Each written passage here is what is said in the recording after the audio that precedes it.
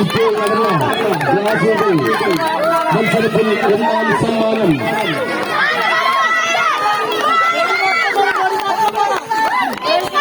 ഒന്നാം പ്രൈസ് അടുത്തത് സിബിൽ